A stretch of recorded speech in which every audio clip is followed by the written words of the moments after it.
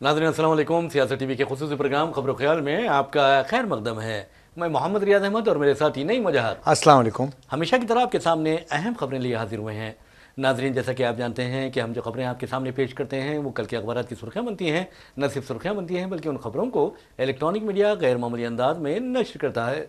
इसी तरह social media पर ये खबरें वायरल होती हैं। बहरहाल, जहाँ तक खबरों का सवाल है, आप अच्छी तरह जानते हैं कि अडानी ग्रुप के सरबराह अडानी के खिलाफ अमेरिका में फर्द जुर्म आयद कर दिया गया है और वारंटी गिरफ्तारी भी जारी हो गया है। उस सिलसिले में राहुल गांधी ने एक प्रेस कॉन्फ्रेंस खास तौर पर तलब की थी, जिसमें उन्होंने कहा कि वज़ीर आज़म नरेंद्र मोदी अडानी के सरपरस्त हैं और उनकी सरपरस्ती में अडानी ने कई बदगुमानियों का इर्तिकाब किया है और ख़ास तौर पर 2000 करोड़ के घोटाले से लेकर कई एक घोटालों में या स्कैम्स में वो मुलविस है। उन्होंने अडानी की फौरी गिरफ्तारी का मुतालबा भी कर दिया है और इस सिलसिले में प्रेस कॉन्फ्रेंस में आप देखेंगे कि उन्होंने कई आदत शुमार भी पेश किए हैं और ये कहा है कि मोदी ने जो नारा लगाया है, एक है तो सेफ है, तो वो नारा सिर्फ और सिर्फ मोदी और अडानी के हद तक जजता है। इस तरह की बात उन्होंने कही है। तो बहरहाल आपको ये भी बता दें कि अडानी ग्रुप का जो स्टॉक है उस पर ज़बरदस्त असर पड़ा है और आपको ये बताना ज़रूरी है कि सिर्फ चंद घंटों में, यानी जैसे ही अमरीकी अदालत ने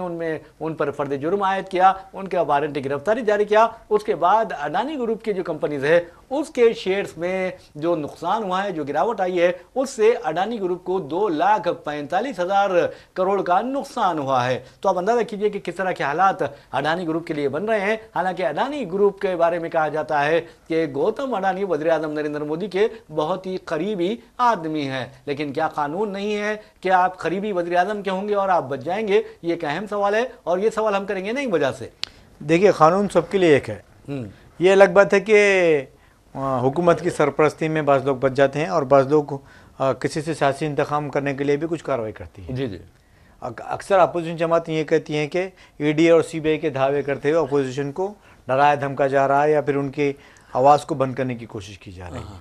रही बात अडानी की, अमेरिका में जो केस चल रहा है और वारंट जारी हुआ है गिरफ्तारी का, उस पर सारे हिंदुस्तान में मौजू बहस बना हुआ है।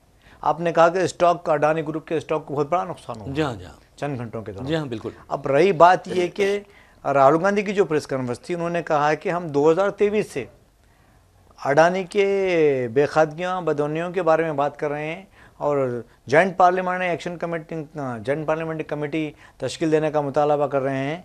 लेकिन गुज़िश्ता सेशन असेंबली पार्लियामेंट के सेशन में भी ये मसले को मौजू बहस बनाया गया था, जब भी कोई जवाब नहीं दिया गया। अब दोबारा ये मसला आया है तो ये कहा जा रहा है कि इस पर भी खामोशी इख्तियार की जाए। अगर यही इस तरह के इल्ज़ाम किसी और कायदीन के ऊपर लगाए जाते तो मैं समझता हूँ कि हमारी ईडी और सीबीआई मुतहरिक हो जाती, उनके खिलाफ कार्रवाई कर देती, मुकदमा दर्ज करती, जेल भेज देती। नहीं, मुझे सब एक बात बताइए कि अमेरिकी अदालत में जो फर्द जुर्म आयद किया गया है उसमें वाज़ेह तौर पर कहा गया है कि अडानी यानी जो गौतम अडानी है उनके ग्रुप ने सोलर पावर कॉन्ट्रैक्ट्स के लिए खुद हमारे मुल्क के मुख्तलिफ रियासतों के अहदेदारों को $250 मिलियन की रिश्वत दी है और उन्हें उम्मीद थी कि $2 अरब उससे कमाई करेंगे। तो आप क्या समझते हैं कि मुख्तलिफ रियासतों में जहाँ पर मैं समझता हूँ कि गैर बीजेपी इक़्तिदार रियासतें हैं, वहाँ क्या तहक़ीक़ात शुरू की जाएगी? मैं समझता हूँ कि आंध्र प्रदेश में जब जगनमोहन रेड्डी की हुकूमत थी, जी। तब के ऑफिशियल्स के खिलाफ भी इस तरह के कुछ इल्ज़ाम आए रहे। अब देखना है कि आंध्र प्रदेश में चीफ मिनिस्टर के ओहदे पर फायज चंद्रबाबू नायडू है, तेलुगु देशम की हुकूमत है, क्या इसके खिलाफ वो कार्रवाई करेगी या फिर मोदी की वजह से या फिर इंडिया के हिस्सा होने की वजह से खामोशी इख्तियार करेगी? ये तो आने वाला वक्त पता है। जी। रही बात तेलंगाना की, तो BRS के वर्किंग प्रेसिडेंट KTR है, वो कह रहे हैं कि तेलंगाना में स्किल यूनिवर्सिटी के क़याम के लिए अडानी ग्रुप के गौतम अडानी ने मुलाकात करते हुए चीफ मिनिस्टर को 100 करोड़ रुपए का गिफ्ट के तौर पे दिया है, तोहफे के तौर पे दिया है। और साथ ही साथ ये भी उन्होंने कहा है कि हुकूमत से वजाहत तलब की कि जो मूसा नदी का प्रोजेक्ट है उसमें अडानी ग्रुप का कितनी हिस्सेदारी है और एक मुकाम पर अडानी ग्रुप को सीमेंट फैक्ट्री बनाने का परमिशन दी गई है, उसमें कितना किकबैक लिया गया है, इसके पर वजाहत करें। और एक बात आपको बताता हूँ कि BRS के सरबराह साबिक़ चीफ मिनिस्टर KCR की दोख्तर जो MLC है कविता को भी दिल्ली शराब स्कैम में गिरफ्तार किया गया था। 100 करोड़ रुपए का उनके भी कुछ इस तरह के इल्ज़ाम आयद किए गए थे।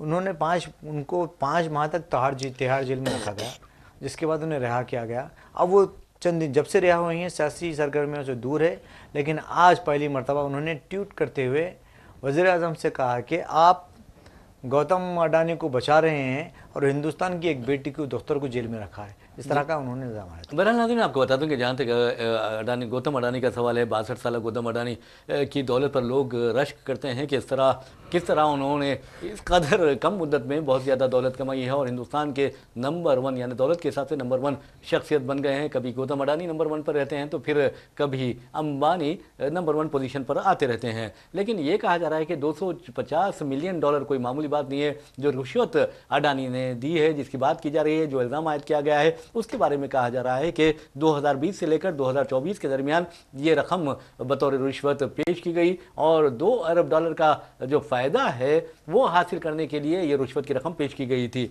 तो बहरहाल आज जिस अंदाज में राहुल गांधी ने प्रेस कॉन्फ्रेंस से खिताब किया, उसके फौरी बाद अडानी ग्रुप का एक बयान आया, एक वजाहत आया आइए एक एक्सप्लेनेशन उनका मंजर-ए-आम पर आया, जिसमें कहा गया है कि अमरीकी एजेंसी के तमाम इल्ज़ामात बेबुनियाद है। और वैसे भी जहाँ तक अंबानी का सवाल है या अडानी का सवाल है, राहुल गांधी हमेशा से यही कह रहे हैं, हम दो हमारे दो। तो आप अंदाज़ा कर सकते हैं हम दो हमारे दो कौन है, तो उनका इशारा वज़ीर-ए-आज़म नरेंद्र मोदी और अमित शाह की तरफ, और दूसरा जो दो हैं वो अडानी और अंबानी की तरफ है। लेकिन एक बात है कि राहुल गांधी ने एक बात और की है और मुतालबा किया है कि सेबी जो है, सेबी की जो सरबराह है माधवी पुरी बुच, उनको भी सस्पेंड बरतरफ करने का उन्होंने मुतालबा किया है, क्योंकि सेबी में जो बेदुनियां हुई हैं इस खातून की वजह से, वो मंजर आम पर आने के बावजूद भी मोदी हुकूमत उस पर हाथ डालने शर्मा रही है। जी हाँ, मैं यही कहा, दूसरे अपोजिशन जमात यही कह रही है ना कि अगर कोई और दूसरा होता तो उनके पर खिलाफ कार्रवाई की जाती, या मोदी भक्त होता या फिर इंडिया के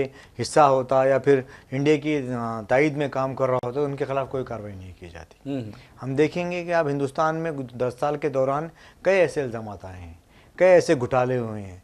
आप देखिए कि नोटबंदी और GST, मैं समझता हूँ कि ऐसे इतने ज़्यादा का केसेस आए हैं, लेकिन कभी भी किसी भी केस की तहकीकात नहीं की गई। वहीं अगर अपोजिशन जमातों को या गैर बीजेपी जमातों के हुक्मरानों को डराना धमकाना है तो उनके खिलाफ CBI ED की कार्रवाई की जा रही है। लेकिन बीजेपी और उनके हम ख्याल जमातें या फिर उनके हलीफ जमातों के खिलाफ जो भी इल्ज़ाम आए हैं उन्हें नज़रअंदाज कर दिया जा रहा है। बहरहाल नाज़रीन, जहाँ तक आप देखेंगे अडानी का सवाल है या अंबानी का सवाल है, अंबानी तो फिल वक्त खामोश दिखाई देते हैं और उन्होंने कोई बयान भी जारी नहीं किया, खामोशी अख्तियार की है अब। लेकिन अडानी के बुरे दिन आ गए हैं ऐसा लगता है, क्योंकि राहुल गांधी का कहना है कि मोदी उनकी सरपरस्ती कर रहे हैं, मोदी उनको तहफ़्फ़ुज़ फराहम कर रहे हैं। लेकिन याद रखिए, कुदरत जब इंतकाम लेना चाहती है तो ना मोदी उसे बचा सकते हैं और ना ही अमित शाह के जो भी हवारी हैं वो उन्हें बचा सकते हैं, बल्कि जो होना है वो होके रहता है। और आप ये भी देखेंगे कि किस तरह धारवी जो आप स्लम एरिया है वहाँ पर करोड़ों रुपए यानी कई लाख करोड़ रुपए की प्रोजेक्ट अडानी ग्रुप वहाँ पर चलाने की कोशिश कर रहा है। और आप देखेंगे कि बाबा सिद्दीकी जो कांग्रेस के साबिक रुकने असेंबली थे, उन्हें किस तरह कत्ल किया गया और सारा इल्ज़ाम लॉरेंस बिश्नोई के कंधे पर डाल दिया गया। हालांकि ये कहा जा रहा है कि लॉरेंस बिश्नोई का उनके कत्ल से कोई ताल्लुक नहीं है, बल्कि सिर्फ एक दिखावा है और असल ये जो है धारावी सलम इलाका है उसे जो तरक्की देने की बात की जा रही है, जो प्रोजेक्ट है लाखों करोड़ रुपए का प्रोजेक्ट है, कई अरब डॉलर्स का प्रोजेक्ट है वो, और अडानी उसमें पूरी तरह यानी शामिल हैं और उनके ये कंपनी ये प्रोजेक्ट चला रही है। तो आप अंदाजा कीजिए कि बम्बई में कई एकड़ अराजी अडानी ग्रुप को मिलती है और वो कैसे मिलती है आप अच्छी तरह जानते हैं। तो बहरहाल कहीं ना कहीं गड़बड़ है, कहीं ना कहीं दाल में काला है। और जहाँ तक धारावी प्रोजेक्ट का सवाल है, उसे अदालतें आगे आते हुए अडानी ग्रुप को देने से गुरेज करना चाहिए। मैं समझता हूं कि हुक्म जारी करना चाहिए कि अडानी और अंबानी ग्रुप को, चूंकि मोदी हुकूमत से करीबी ताल्लुक रखते हैं, इसलिए उन्हें ये कॉन्ट्रैक्ट नहीं दिया जाना चाहिए। देखिए, एक बीजेपी का दोगलापन नजर आ रहा है यहाँ पर। तेलंगाना के मूसा नदी को प्रोजेक्ट को डेवलप करने की बात की जाती है तो वहाँ पर रुकावटें पैदा की जाती है। तेलंगाना के बीजेपी के खदीन वहाँ पर शब्बसरी कर रहे हैं, इलाकों को दौरा कर रहे हैं, लोगों को घरों से बेदखल नहीं करने के हुकूमत से मुतालबा कर रहे हैं और ये कह रहे हैं कि दिल्ली को नोटों के थैले भेजाने के लिए ये प्रोजेक्ट किया जा रहा है। जी जी। जबकि आपने कहा कि धारावी एशिया की सबसे बड़ी सलामी इलाका है, वहाँ के लोगों को ज़बरदस्ती बेदखल करने के लिए अडानी ग्रुप को वहाँ का मौका फराहम किया जा रहा है। जबकि यहाँ के चीफ मिनिस्टर ने जो मार्केट वैल्यू है उसके साथ 3 गुना इजाफा देने की बात की है, उन्हें प्लाट्स या फिर फ्लैट्स देने की बात की है और दूसरे राहतकारी इक़दाम करने का पैकेज का ऐलान किया है। लेकिन मैं समझता हूँ कि इस तरह का कोई प्रोजेक्ट या प्रोग्राम धारवी के लिए नहीं किया गया है, लेकिन बीजेपी यहाँ मुखालिफत करती है और वहाँ पर तायद करती है। जी जी जी, अफसोस की बात है। बहरहाल नाज़रीन, आपको बता दूं कि जहाँ तक महाराष्ट्र असेंबली इंतखाबात का सवाल है, आपने देखा कि किस तरह वहाँ भी धारावी का जो स्लम इलाका है उसका मसला ज़ेर बहस आया था। लेकिन अमरीकी, आप ये देखिए, अगर हिंदुस्तानी अदालतें होती तो चलिए कहा जा सकता था कि ये गलत फैसले हुए हैं, क्योंकि अक्सर ये कहा जा रहा है बाबरी मस्जिद राम जन्मभूमि मिल्कियत मुकदमे में जिस तरह अदालत ने यानी सुप्रीम कोर्ट ने फैसला दिया, उस फैसले के बारे में कई मुमताज़ जो वकला थे, मुमताज़ माहिरीन क़ानून थे, और ना सिर्फ नेशनल लेवल पर बल्कि इंटरनेशनल लेवल पर जिनकी बहुत ज़्यादा अहमियत है, उन्होंने वाज़े तौर पर कहा है कि सुप्रीम कोर्ट ने इत्तेखाद या यानी फेथ की बुनियाद पर जो फैसला दिया है वो बिल्कुल गलत है और इसमें दाल में कुछ काला है। और फिर आपने देखा कि किस तरह उस वक्त के चीफ जस्टिस जिनकी क़यादत में यह फैसला सुनाया गया था, उन्हें रुकन राज्यसभा बना दिया गया। उसके बाद आप देखेंगे कि उस शख्स पर एक खातून ने मुबैना जिनसी हिरासानी का भी इल्ज़ाम आयद किया था, उसके बावजूद उससे भी वो बच गए। तो कहने का मतलब ये है कि ये सब ब्लैकमेलिंग की जो सियासत है वो तमाम सिस्टम को बिगाड़ कर रख रही है। रॉटन जो सिस्टम बोलते कहा जाता है, सड़ा गला जो सिस्टम है, वो सिस्टम हो गया है हमारा।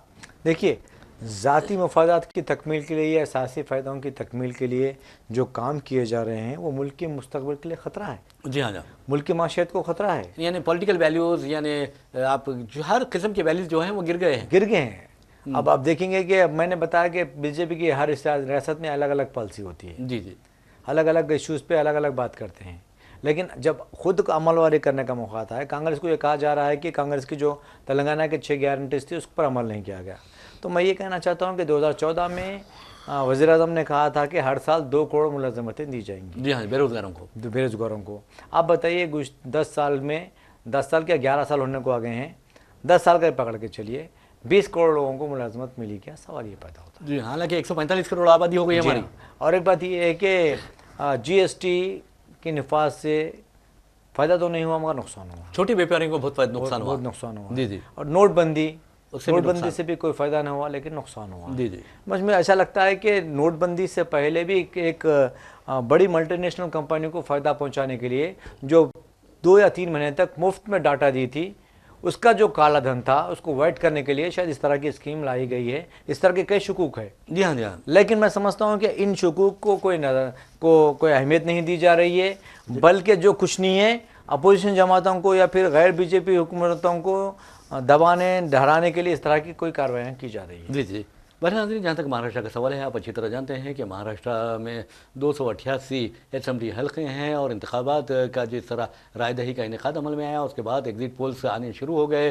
कई एग्जिट पोल्स में बीजेपी को आगे बताया जा रहा है, तो कई एग्जिट पोल्स ऐसे भी हैं जिसमें कांग्रेस और एनसीपी और शिवसेना उद्धव ठाकरे के पर मुश्तमिल महाविकास आघाड़ी को आगे बताया जा रहा है। लेकिन अक्सर ये भी कहा जा रहा है कि हो सकता है कि रियासत में मुअल्लक़ असेंबली वजूद में आ सकती है, और ऐसे में क्या फिर अरकान असम्बली को यानी बकरों की तरह ख़रीदने का सिलसिला शुरू हो जाएगा, ये भी एक अहम सवाल है। लेकिन जहाँ तक संजय रावत जो उद्धव ठाकरे के करीबी आदमी हैं और उनका कहना है कि महाविकास आघाड़ी 160 से लेकर 165 नशस्तें हासिल कर सकती है और रियासत में अगली हुकूमत महाविकास आघाड़ी की होगी। जी देखिए, बेशतर चैनल्स ने जो एग्जिट पोल पेश किया है उसमें 4 चैनल्स ने तो ये वाज़े तौर पर कहा है कि एनडीए के इत्तेहादियों को कामयाबी हासिल होगी। 3 चैनल ने हंग असम्बली, मुअल्लक़ असम्बली की पेशकश की है। लेकिन सवाल ये पैदा होता है कि महाराष्ट्र की जो आवाम है जी जी वो कितना कंफ्यूज है। अब हम देख रहे हैं कि 2000 से ज़्यादा आपको आज़ाद उम्मीदवार मैदान में 200। जी और अब देखिए कि शिवसेना के 2 टुकड़े हुए हैं, एनसीपी के 2 टुकड़े हुए हैं। क्या लोग शिवसेना की जो पहले बाल ठाकरे की पार्टी है उसको कबूल कर रहे हैं या फिर शिंदे की कबूल कर रहे हैं? दोनों का जो इंतखाबी निशान है, लोगों में वो शनाख्त आ गई है, ये भी एक मसला बना हुआ है। जिस तरह एनसीपी का भी एक मामला है, शरद पवार की एक ग्रुप पार्टी है, उनके भाई है या फिर भतीजे हैं अजीत पवार, उनकी भी एक पार्टी है। क्या लोगों को दोनों पार्टियों के सिंबल से वाकफियत हासिल हो गई है, लोग समझने लगे हैं? ये भी एक मसला है। तो मैं समझता हूँ कि जिस तरह से जो एग्जिट पोल पेश किया गया है वो हक़ाइक़ पर मुबनी नहीं हो सकता। इस तरह के कुछ अंदाजे मेरे भी लगाए जा रहे हैं, क्योंकि हमने देखा है कि हरियाणा में एग्जिट पोल ने बताया था कि कांग्रेस को अक्सरियत हासिल होगी, बिल्कुल, लेकिन हमने देखा कि वहाँ पर बीजेपी को अक्सरियत हासिल हुई है। इसी तरह लोकसभा में ये कहा गया था कि बीजेपी को 400 से ज़्यादा नशिस्तों पर कामयाबी हासिल होगी, लेकिन 200 नशिस्तों पार के बाद बीजेपी ने दम तोड़ दिया, 240 तक महदूद हो गई है। जी जी। तो बहरहाल नाज़रीन, आपको बता दूं कि जहां तक महाराष्ट्र असेंबली इंतखाबात का सवाल है, 288 नशस्तों के लिए 4136 जो है उम्मीदवार मुकाबले के उतरे थे, जिसमें जैसा कि नईम आज़ाद ने कहा कि आधी तादाद यानी 2086 उम्मीदवारों की तादाद जो है वो आज़ाद उम्मीदवार है। तो आप अंदाज़ा कीजिए कि 9 करोड़ 70 लाख राय दहिंदों ने अपने हक़ राय दही का इस्तेमाल किया। अब देखना यह है कि वहाँ पर कौन फातह होता है, कौन नाकाम होता है, कौन इक़्तिदार हासिल करता है, कौन अपोजिशन में बैठता है। लेकिन एक बात ज़रूर है कि महाराष्ट्र में अवाम बीजेपी की हकीकत तो जान चुकी है, लेकिन बीजेपी जिस तरह का खेल खेलना चाहती थी महाराष्ट्र में बताया जाता है कि खेल नहीं सकी, जबकि झारखंड में उसने ऐसा खेल खेल लिया है। मिसाल के तौर पर आप देखेंगे कि झारखंड के जो चीफ मिनिस्टर हैं हेमंत सोरेन, उन्होंने वाज़ेह तौर पर इल्ज़ाम आयद किया है कि बीजेपी ने बिहार है, आसाम है, छत्तीसगढ़ है, उत्तर प्रदेश जैसी रियासतों से कई लोगों को झारखंड में लाया और उनके ज़रिए मुख्तलिफ आम मुकामात पर झूठ फैलाने की कोशिश की और ये बताने की कोशिश की कि झारखंड मुक्ति मोर्चा, कांग्रेस, एनसीपी